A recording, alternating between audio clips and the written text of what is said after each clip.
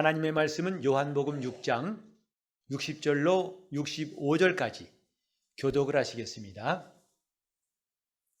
제자 중 여럿이 듣고 말하되 이 말씀은 어렵도다 누가 들을 수 있느냐 한데 예수께서 스스로 제자들이 이 말씀에 대하여 수군거리는 줄 아시고 가라사대 이 말이 너희에게 걸림이 되느냐? 그러면 너희가 인자의 이전 있던 곳으로 올라가는 것을 볼 것 같으면 어찌 하려느냐?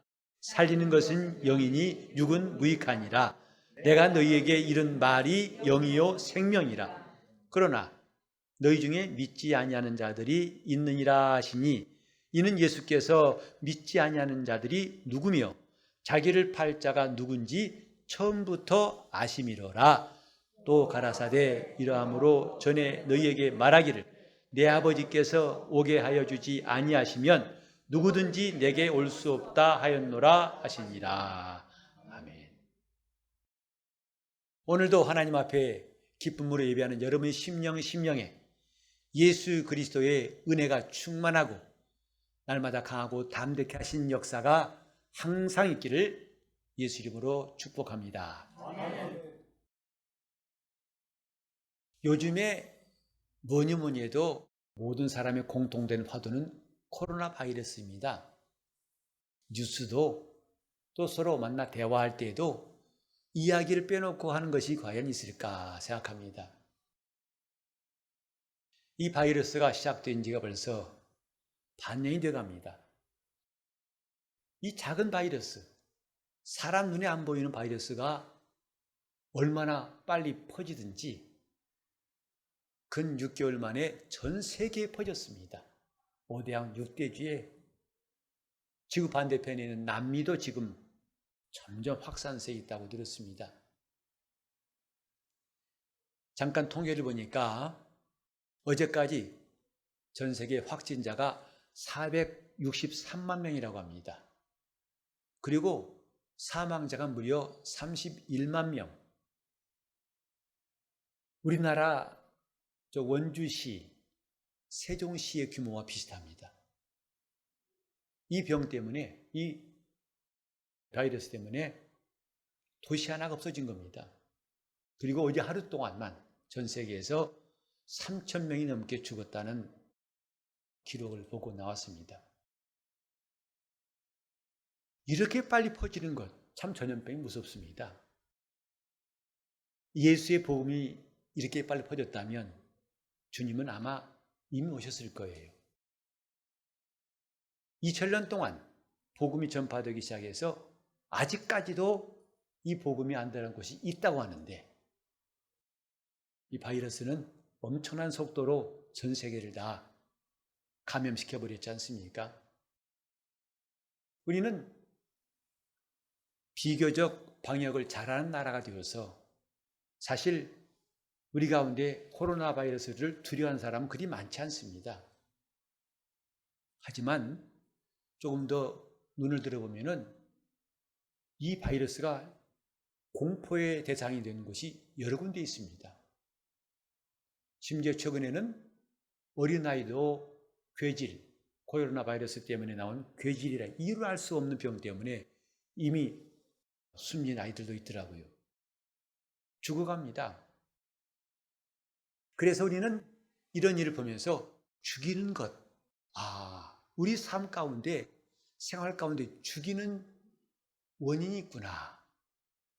죽이는 것이란 것을 그 사람의 생명을 마감시키는 것이 그냥 막연한 것이 아니라 우리 눈앞에서 그 정체를 알게 됩니다. 지극히 작은 이 코로나 바이러스가 사람으로 하여금 병들게 하고 금방 죽게 한다는 것, 실감 그 이상 아니겠습니까? 그래서 지금 전 세계 각국이 백신하고 치료제를 찾으려고 얼마나 노력하는지 모릅니다. 우리나라도 30여 개국이 함께 백신하고 치료제를 만드는데 동참하기도 들었는데 얼른 나왔으면, 그래서 더 이상 이 병이 퍼져나가지 않았으면 하는 간절한 바람, 저나 여러분 똑같은 것입니다. 성경에도 성경 말씀에 사망 권세자 마귀에 대해 말하고 있고, 그가 죽이는 자라는 것을, 처음부터 살인한 자라는 것을 주님 말씀하셨습니다. 죽이는 일, 세상은 살리는 일보다도 죽이는 일이 참 많은 것 같습니다. 원래 인간은 가만둬도 죽습니다. 세월 지나면 늙어도 죽지요. 그러나 그것이 너무 지루한 탓인지 그 전에 사람의 생명을 끊는 일들이 갖가지 모양으로 있지 않습니까? 전쟁도 그렇고 질병도 그렇고 사고도 그렇고 죽이는 일로 가득한 곧 이것이 세상 아닌가 생각합니다. 그런데 오늘 성경에 보니까 살리는 것은 이란 말씀이 나와요. 죽이는 것밖에 없어가지고 그렇게 병원이 많아도 살리는 일, 병원마다 반드시 그 옆에 장례식장이 있더군요. 만약에 병원이 다 살린다면 장례식장이 필요 없겠죠. 이렇게 죽음뿐인, 다리 말하면 죽이는 것이 가득한 이 땅에 성경은 살리는 것에 대해 말씀하고 있습니다. 이 성경이 우리에게 말씀해야 되는 중요한 주제입니다. 살리는 것. 살리는 것이 있다. 이 코로나 바이러스에서 살리는 것은 백신이고 치료제인 것 같이 이제 오늘 우리가 함께 이 말씀을 상고하면서 살리는 것에 대해서 더 깊이 좀 이해를 하고 싶습니다. 우리는 내 육체를 살리는 것에 대해서 관심이 많죠. 이거에 관심 없는 사람이 있겠습니까? 그래서 나이든 노인들한테 아휴 내가 이제 죽어야지 그 말을 고지 듣고서 맞아요 어머니 참 오래 사셨어요 빨리 죽으세요 했다면 큰일 난다는 거 아니겠습니까? 그럴지라도 어머니 무슨 말씀이세요? 더 사셔야죠. 더 건강하셔야죠. 이게 마땅한 말 아니겠습니까? 살기 위해서 우리는 음식을 먹습니다. 곧 식물은 내 몸을 살리는 데 꼭 필요합니다. 그래서 잘 먹으려고 하죠. 잘 입고 또 체온을 잘 유지해서 체온이 떨어지는 것은 매우 위험하기 때문에 또 너무 높아도 위험하기 때문에 항상 적당한 체온을 유지하려고 하지 않습니까? 이렇게 살리는 것이 떡이고 음식인 줄 알지만 또한 주님 말씀하시기를 떡으로만 사는 것이 아니다. 곧 하나님 입으로 나오는 모든 말씀으로 살 것이니라 라고 말씀하셨어요. 다시 말해서 떡으로만 살릴 수 없는 존재가 있다 이 말씀이겠죠.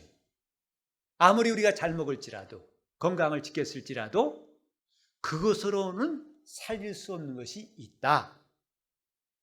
그는 곧 하나님의 말씀으로 살아야 한다 이렇게 말씀했습니다. 이렇게 말씀하신 주님이 하신 일이 뭘까요? 그는 이 땅에 오셔서 우리를 살리시려고 인자의 생애를 가지신 분이에요. 저는 이 한 주간 동안 말씀을 묵상하면서 주님은 나를 살리시려고 대신 죽으셨다는 사실이 새삼마음에 와 닿아서 기도하면서 계속 그것을 고백했어요.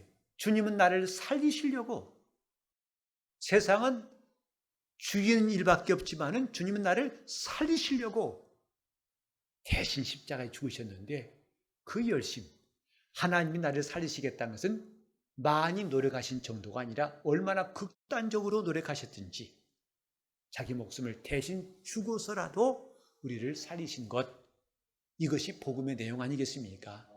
저와 여러분이 예수를 의지하고 복음을 믿는 핵심 바로 이겁니다. 주님은 나를 살리시려고 대신 죽으신 분이시다.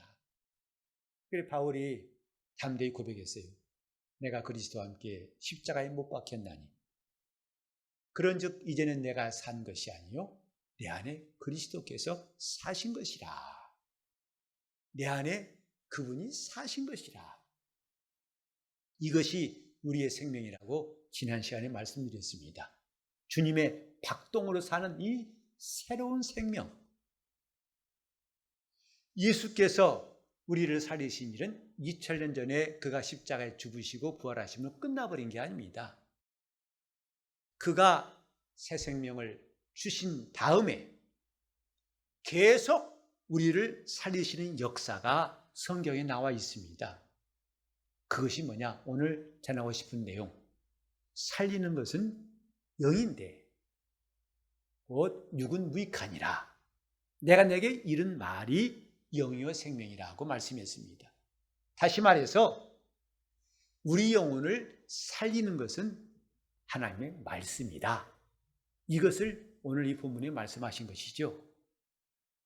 주님이 이 말씀을 왜 하셨을까 하고 좀 그 앞에 읽어봤더니 예수께서 가버나움 회당에서 설교하신 것이 유명한 설교, 생명의 떡에 대한 설교 아니겠습니까? 너희 조상들은 광야에서 만나를 먹어서 죽었다. 그러나 나는 하늘로서 내려온 산떡이다. 사람이 먹으면 죽지 않는다. 그래서 내 살은 참된 양식이요 내 피는 참된 음료로다. 내 살을 먹고 내 피를 마신 자는 영원히 죽지 않을 것이고 살아계신 아버지가 나를 보내심에 내가 아버지로 인하여 사는 것 같이 나를 믿는 그 사람도 나를 인하여 살리라 하셨습니다. 이 설교가 어떤 반응이었냐면 많은 사람들이 그랬어요. 이 말씀을 이해할 수가 없다. 너무 어렵다 이겁니다. 심지어는 오늘 보셨습니다만 제자들도 말하기를 이 말씀이 어렵다. 누가 들을 수 있을까 할 정도였어요. 사실 이 생명의 떡에 대한 예수님 설교는 오늘날도 많은 사람들이 이해하기 쉽지 않습니다. 여러분 어떻게 예수님의 살을 받아 먹으라는 그 말씀을 또 내 살은 참된 양식이란 말을 쉽게 이해할 수 있을까요? 그냥 성경에 기록되어 있으니까 목사가 설교하니까 부인하기는 뭐하고 그저 뭐 부인하는 것도 아니고 확신하는 것도 아니고 적당한 태도로 지나갈 수 있겠죠. 하지만 이건 그렇게 대충 지날 말씀은 아닙니다. 예수 누구신가? 우리를 살리려 오신 분이에요. 우리가 구주 예수를 의지하는 참된 이유는 뭐냐? 나를 살리러 오신 분이에요. 그래서 그분은 우리를 살리러 오신 분임을 증거하시려고 우리가 병에서 고통당할 때도 병을 낫게 하사 육신도 살게 하신 이가 더 나아가서는 내 영혼도 살리러 오신 분이심을 우리에게 믿게 하신 거 아니겠습니까? 다시 말합니다. 예수는 누구냐? 살리러 오신 분이에요. 그는 생명을 주러 오신 분이고 줄 뿐만 아니라 풍성케 하려 오신 분이라고 요한복음 10장 10절에 말씀했습니다. 이것이 우리에게 믿음을 가질 수 있는 절대적인 이유가 된 겁니다. 세상에 나를 살리러 간 분이 계시다. 근데 그것도 끝까지 살리려고 하신다. 가장 깊은 절망에 빠지고 가장 치명적인 병에 걸려서 죽을 수밖에 없을지라도 의사도 포기하고 가족도 포기할지라도 끝까지 포기치 않고 살리신 이가 계시니 바로 우리 구주 예수 그리스도이시다. 그래 우리는 그분을 생명의 주님이라고 부르는 겁니다. 그분 말씀이 살리는 것은 영이다. 살리는 것은 영이라 했어요. 육은 무익하니라. 다시 말해서 육신에 속한 것은 살릴 수가 없다 하신 것이 주님 말씀이에요. 우리 지식도 인간의 경험도 의학도 이 땅의 모든 장치도 다 육신에 속한 거 아니겠습니까? 그것으로는 결국 살릴 수가 있다 없다? 없다입니다. 육은 무익하니라.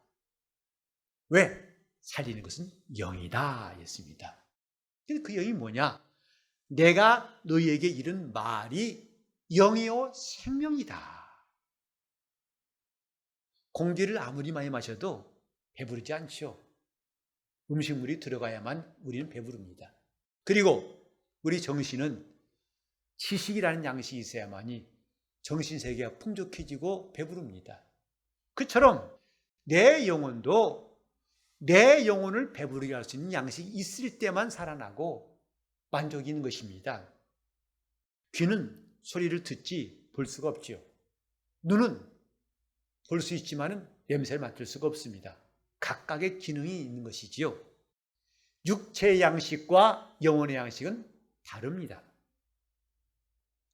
영혼의 양식, 그래서 요한복음 6장 27절에 보면 썩는 양식을 위해서 일하지 말고 썩지 아니하고 항상 있는 양식을 위해서 일하라고 말씀했습니다. 그러니까 양식이 두 가지다 이 말이에요. 하나는 썩는 양식이 있고 또 하나는 썩지 않고 영생을 위해서 계속 견디게 만드는 양식이 있다.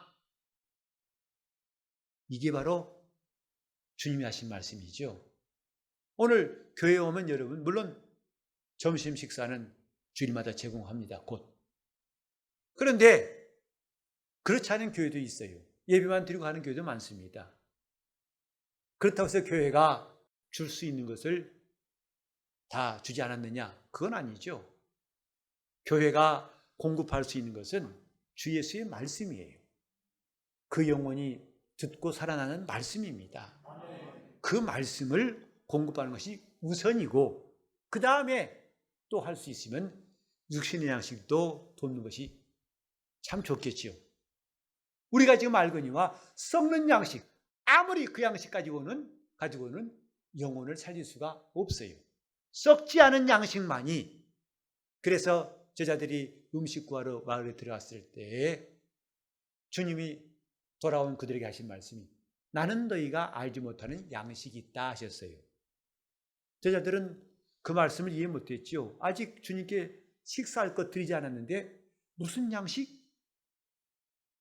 나를 보내신 이의 뜻을 행하며 그 일을 온전히 이루는 것이 나의 양식이다. 이런 말씀들은 솔직히 이해하기가 쉽지 않습니다. 이 가운데도 아마 많은 분들이 거기에는 끄떡일지 몰라도 글쎄다 하고 하실 분이 있을 거예요. 그래서 우리가 하나님 말씀을 들을 때에 주님이 하신 말씀이 기억납니다. 요한계시록 7교회도 말씀하실 뿐만 아니라 공생애 때 주님이 천국에 대해 말씀하신 다음에 하신 말씀 기억나십니까? 들을 귀 있는 자는 들으라. 기억나십니까? 그 말씀도 좀 쉽지 않지요. 세상에 귀가 없는 사람이 어디 있어? 다 귀 있는데. 근데 귀 있는 자는 들으라. 무슨 말씀이지? 이 귀를 말하는 것은 아니죠. 학교에서 같은 반에서 선생님이 가르쳐도요. 어느 학생은 잘 알아듣고 공부 잘하는 우등생이 나오기도 하고 어느 학생은 시간 내내 그게 안 들려오니까 졸다가 낙서하다가 공부에 취미가 없는 사람도 있어요. 선생님 말씀이 잘 들어온 사람도 있고 안 들어온 사람이 있죠. 우리는 지금 주님 말씀이 들려오는 사람, 그 말씀을 들을 수 있는 귀가 있는 사람은 들으라 이 말씀이에요. 그 말은 뭐냐면 그 말씀을 들어도 듣지 못한 사람이 있다. 그들이 하는 말은 오늘 이 말씀처럼 이 말씀은 심히 어렵다 이렇게 말하는 겁니다. 여러분이 교회 처음 나오셨을 때도 처음부터 하나님 말씀이 쏙쏙 들어오는 사람도 있겠지만 그런 분들은 매우 드물 겁니다. 상당한 시간 졸음과 싸우기도 하고 지겹기도 하고 또 견디기도 하고 근데 어느 날부터 하나님 말씀이 깨달아지고 마음에 감동이 되죠. 그 말씀이 믿어지죠. 그때부터 참된 신앙이 자라기 시작하는 거 아니겠습니까? 이런 변화에 대해서 우리는 눈여겨볼 필요가 있습니다. 그냥 와 앉아있다고 그냥 듣는다고 듣는 것이 아니라 들을 귀 있는 자는 들으라 하셨습니다. 하나님 말씀을 누가 알아듣겠는가? 여러분 우리가 외국인과 만날 때는 긴장하게 됩니다. 저도 긴장하게 돼요. 저도 해외 나가 세미나 할 때에도 사실 참 어려운 장면들이 많이 있어요. 저는 이제 통역자를 통해서 말씀을 전하고 또 통역하는 분에 의해서 그들의 생각을 들을 수 있지만은 이제 함께 식사하러 나갔을 때 식당에서 그분이 이제 현지인들하고 모처럼 대화할 때 저는 완전히 언어에 섬에 있는 사람이에요. 그냥 앉아있지 웃을 때 웃는 것밖에 없어요. 간단한 말도 안 되니까 듣지도 못하고 말하지도 못하고 분명히 이들은 말하는데 난 들을 수 없어요. 들을 귀가 없어요. 외국말도 그 말이 들려올 때 기쁘다고 보죠. 영어가 내 귀에 들려온다. 와! 하고 좋아하죠. 하물며 하나님 말씀도 처음부터 들리는 게 아닙니다. 들을 귀가 있을 때 들리는 거죠. 성경에 보면 이런 말씀이 있어요. 사람의 영 외에는 누가 그 사람의 사정을 알리요? 사실 언어뿐만 아닙니다. 내 사정을 아는 사람이 여러분 많이 있습니까? 내 사정은 나밖에 모르죠. 그것처럼 하나님의 사정도 하나님의 영 외에는 아는 자가 없느니라고 말씀했습니다. 그래서 하나님이 우리에게 성령을 주신 것은 하나님이 우리에게 주신 것들을 깨닫게 하려고 하심이라고 성경에 말씀했어요. 신앙생활은 절대적으로 성령의 역사가 필요합니다. 성령이 임하셔서 우리를 감동하시고 가르치시고 인도하시고 함께 하시고 도우시는 것이 절대로 선택사항이 아니죠. 교회 생활을 오래 한다고 저절로 익숙해진 것이다? 저는 그게 동의할 수 없어요. 성령이 우리 가운데 임하셔서 역사하실 때부터 비로소 우리 귀가 열립니다. 그 말씀이 아무리 영적인 말할지라도 그 말씀은 쏙쏙 들어오게 되어 있어요. 우리가 하나님 말씀을 전할 때마다 참 고민스러운 것은 잘 깨닫게 하려고 때로는 설명도 합니다. 이해시키려고. 하지만 그건 한계의 땅을 인정해야 됩니다. 만약에 하나님 말씀을 설명해서 잘 풀어서 이해시킨다면 성령이 우리에게 오실 이유가 없을 거예요. 설교할 때 비록 예화가 있고 설명한 말이 좀 있을지라도 그건 한계가 있습니다. 그 다음부터는 성령께서 우리에게 믿게 하시고 깨닫게 하실 때에 그 말씀은 우리에게 들어올 수 있는 것입니다. 그래서 오늘 주님이 하신 말씀, 이 말씀이 어렵다. 생명의 떡이 도대체 무슨 말씀이냐? 내 피를 받아 마셔라. 내 살을 받아 먹어라. 하는 이 말씀이 참 어렵다. 이 말씀을 그대로 전했을 때 초대교회에서 핍박받는 원인이 되기도 했습니다. 로마에서는 특별히 기독교인들은 저 밤중에 모여가지고 살을 먹고 피를 마신다더라. 그런 이상한 사람들이다. 이것이 핍박의 근거가 되었다고 그래요. 우리는 좀 이렇게 답답하고 뭔가 좀 그냥 넘어가는 게 아니라 이 말씀이 어려운 말씀이 어렵지 않도록 그 말씀이 내게 들어올 수 있도록 하나님이 약속하신 성령의 역사를 사모해야 됩니다. 우리가 예배 전에 기도하죠. 말씀 듣기 전에 기도하죠. 그건 하나의 형식이 아닙니다. 왜냐하면 오늘 우리 가운데 일하시는 성령의 역사를 인정하기 때문이에요.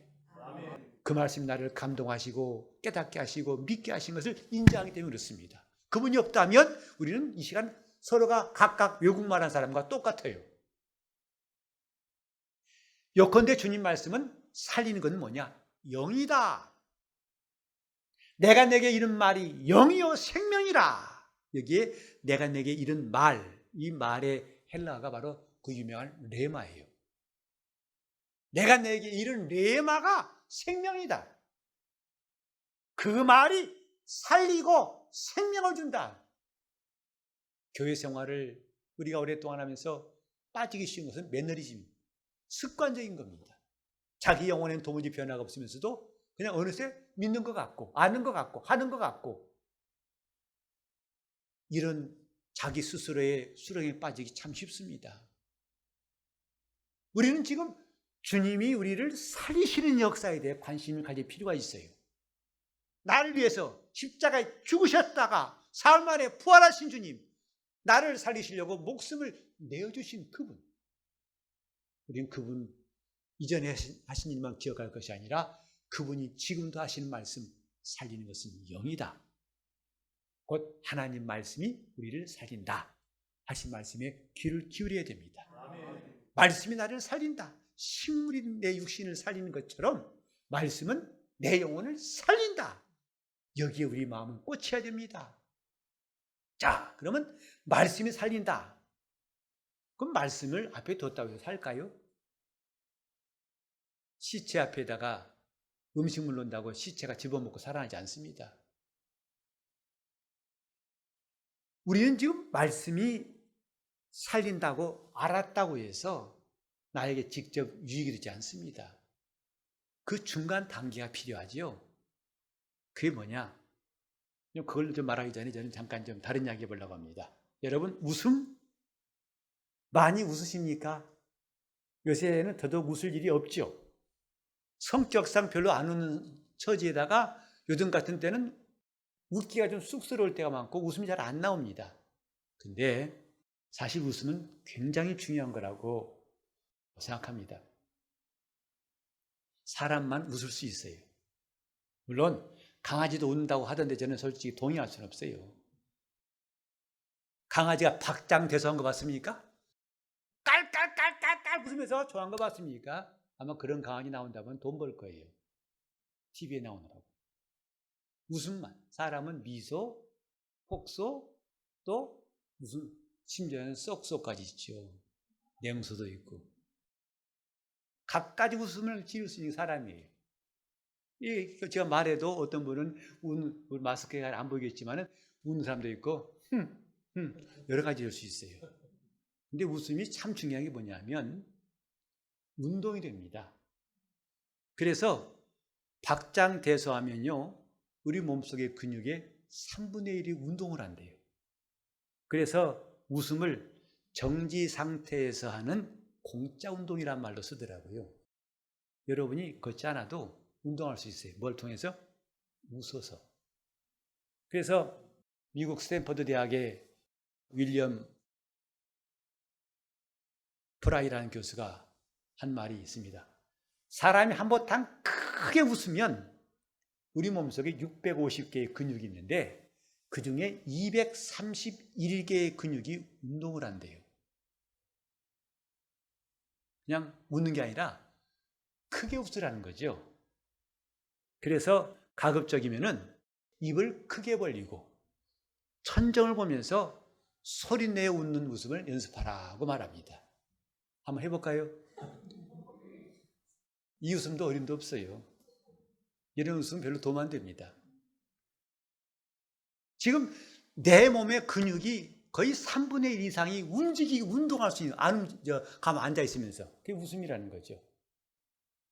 그래서 이런 근육만 움직이는 게 아니라 면역력을 기르는 좋은 호르몬, 엔돌핀과 코르틴이라는 것들이 나와서 병도 치료한다고 합니다. 그래서 스트레스의 천적이 뭐냐? 웃음이라는 거예요. 웃음의 천적은 스트레스고. 그래서 만약에 건강에 살려면 하루에 100번은 웃으라는 거죠. 사실 100번은 아니라 반의 반도 우리는 웃을 일이 없어가지고 다 물어버리죠. 심지어는 코미디 프로 보고도 안 웃어요. 내가 얼마나 안 웃는 사람인가를 증명하려고. 그것은 자기 몸에 그렇게 좋은 일은 아니죠. 웃을 때 근육이 운동을 한다. 이건 참 되게 흥미로운 사실이었습니다. 그래서 웃더라도 잘 웃자. 큰 소리로 활짝 박장대소하면서 깔깔깔대고 처음에 웃음이 안 나면 억지라도 웃어서라도 해보자. 여러분들 깽단 두목들 어둠의 골목에 주목한 사람들도 웃어야 안 웃어요? 히히히히히 웃죠? 그건 전혀 관계없어요. 웃음도 나름인데 웃음도 예를 들면은 남을 얕잡아보거나 업신여길 때 오는 웃음. 무슨 웃음이죠? 조소. 그 다음에 자기 비하를 표시하는 쓴웃음, 냉소. 그리고 아참하게 많은 아참하는 거짓 웃음. 이건 전혀 아까 말한 데에 도움이 안 된다. 엔돌핀도 안 나오고 근육도 안 움직인다는 거죠. 또 신기한 것은 아까 말한 건강한 웃음을 지배하는 것은 오른쪽 뇌가 그걸 컨트롤한다고 그래요. 그 금방 말씀드린 대로 냉소, 조소, 썩소 이런 것들은 왼쪽 뇌가 관장한다고 그래요.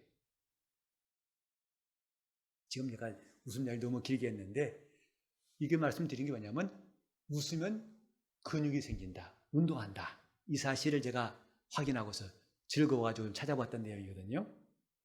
자, 하나님 말씀은 살리는 말씀이다. 이걸 알았다면 뭐냐?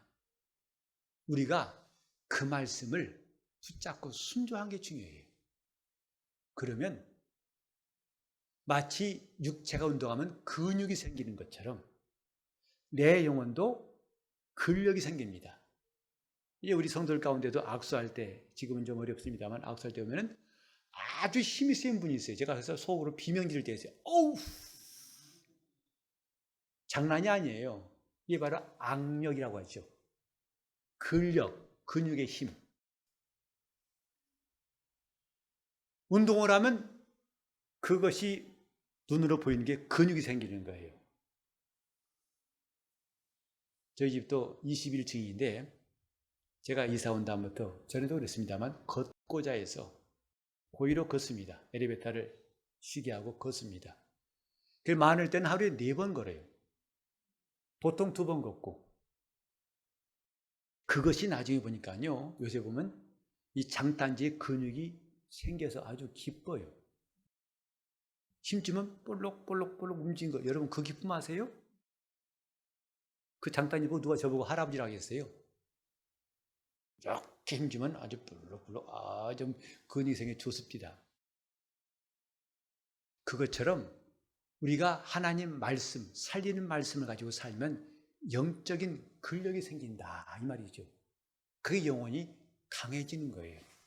영혼에 힘이 생기는 거예요. 말씀이 있다고 그냥 저절로 힘이 생기는 게 아니고 그 말씀이 우리에게 훈련하게 하고 우리를 움직이게 할 때, 웃음을 통해 내 근육을 움직이게 할 때 그것이 건강하게 만드는 것 같이 하나님 말씀은 살리는 말씀이라서 그 말씀을 의지하고 순종하고 따라갈수록 내 영혼은 근력이 생깁니다. 그래서 원수를 이길 힘이 생기고 시험을 이길 힘이 생기는 거예요. 이런 바이러스가 창궐할 때 참철 힘 느끼는 것이 면역력, 곧 우리 몸에서 병균을 이기는 힘에 대해서 많이 관심 갖게 되죠. 심지어 병균이 들어왔다 할지라도 내 속에 그런 힘이 있다면 병은 일어나지 않는다고 그래요. 우리 신앙도 마찬가지예요. 우리 삶 속에 얼마나 많은 영적인 방해들이 있고 시험들이 있습니까? 근데 그런 것들이 오히려 우리를 해할 수 없게 만드는 것이 뭐냐? 자기 영혼에 힘이 있기 때문입니다. 다른 말로 하면 영적인 근력이 생겼다 이 말이죠. 내 영혼에 근력이 생겼어요. 이것은 한 번에 되는 게 아니라 하나님 말씀을 사모하고 순종하고 의지하고 또 따라갈 때 처음에는 그것이 근육이 없는 것 같다가 점점 그것을 열심히 할 때면 어느새 근육이 생겨서 힘이 생기고 내가 아주 마음이 흐뭇하고 그래 몸에 근육이 생기니까 몸을 똑바로 펼 수 있죠. 안 그러면 자꾸 굽어집니다.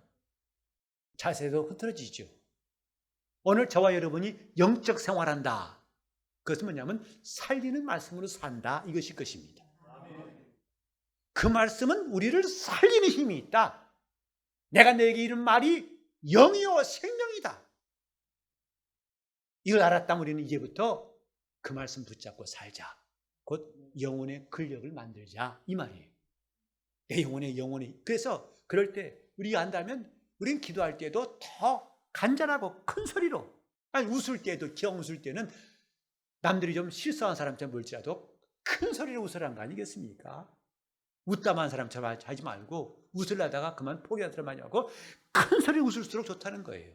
전에 지방의 어떤 대학 교수 보니까 그분이 웃음을 치료하는 교육한다고 하는데 그 TV 프로그램 잠깐 보니까 그는 캠퍼스 다닐 때 한복 입고 다니다가 까까까까까 이러고 다니더라고. 웃으면서 박수 치면서 남들 보면 조신한 사람 같죠. 근데 그 사람이 가르치는 것이 그렇게 사람들에게 굉장히 좋은 인상을 줬다. 내 영혼은 살리시는 그분의 말씀으로 살자. 이것이 우리가 함께 나눈 메시지예요. 이제 교회만 나온다고 중요한 것이 아니라 내 영혼에 유익이 있는 것이 뭘까? 나는 살리는 말씀으로 내 영혼을 축복하고 살리는 말씀으로 내 영혼이 그분을 따라가려고 하자. 그러면 점점 우리 영혼은 근력이 붙어가지고 그 어떤 것도 우리를 이길 수 없는 강하고 용감한 그리스도의 용사가 될 것입니다. 이제부터 우리는 하나님 말씀 살리는 것이 말씀이라고 주님이 우리에게 알게 하셨으니 그 말씀을 가지고 점점 힘있게 순종함으로 영혼의 근력이 가득하시기를 예수 이름으로 축원합니다. 기도하실 때 주님, 나 용감하게 하나님 말씀으로 살겠습니다. 내 영적 생활에 근력이 생기도록 나를 도와달라고 통성으로 기도하시겠습니다. 하나님 아버지, 우리가 하나님 말씀으로 사는 성도가 되게 하여 주시옵소서. 우리 이 말씀이 살리는 말씀인 줄 알았습니다. 근데 내 머리로 감사하는 말씀이 아니라 나를 살리는 말씀, 육신을 살리는 정도가 아니라 영혼을 살리는 말씀인 줄 알았습니다. 그 말씀 앞에 내가 복종하게 도와주옵시고 그 말씀을 겁도 없이 순종할 수 있도록 담대한 신앙이 되곤 합니다. 역사하여 주옵소서. 아버지여 도와주옵소서. 우리 교회는 어린아이부터 어른까지 이렇게 하나님 말씀으로 사는 사람들이 점점 많아지게 하시고 마침내 온 교회가 다 하나님 말씀으로 살리는 역사를 경험하게 도와주옵소서. 주여 도우소서. 영혼을 도우시고 인도하여 주옵소서. 그 심판과 믿음을 역사하시고 인도하여 주시옵소서.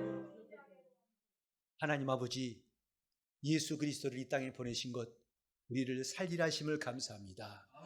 주님은 나를 살리시려고 십자가에 대신 죽으셔서 그분이 나를 살리시는 의지가 얼마나 견고하고 확실한지를 우리에게 보이셨사오니 이제 우리가 그 말씀으로 사는 새 생명을 얻게 하심을 감사합니다. 내가 산 것이 내가 아니라 내 안에 그리스도와 사심을 날마다 고백하게 도와주시옵시고 이제 그 생명이 내 안에 약동하고 역사할 수 있도록 살리는 말씀을 이제 붙잡게 싸우니 도와주시옵소서. 주님, 우리 육체의 연습도 중요해서 운동할수록 근육이 생겨서 근육이 생기지만 그러나 운동을 중단하면 근육도 풀어지는 것을 우리가 보게 되면서 우리 영적 생활도 돌아보게 도와 주시옵소서. 주님, 우리 영적 생활에 근력이 생기게 도와 주시옵소서. 어떤 시험도 어떤 유혹도 어떤 핍박도 어떤 병도 이길 수 없는 놀라운 근력이 영혼의 힘이 우리 하나님 살린 말씀으로 사는 자들에게 임하게 도와 주시옵시고 오늘부터 전심으로 기도하고 전심으로 감사하고 찬송하며 겁도 없이 용감하게 하나님 말씀으로 살게 도와 주셔서 영혼이 이기는 사람 되게 하여 주옵소서. 살리는 것은 영이라 육은 무익하다 하신 주의 말씀을 더 이상 어려운 말씀으로 듣지 않고 확실히 깨달아 알게 도와 주시옵시고 승리하는 우리 성도들 다 되게 하여 주시옵소서. 예수 이름 받들어 기도 올리옵나이다.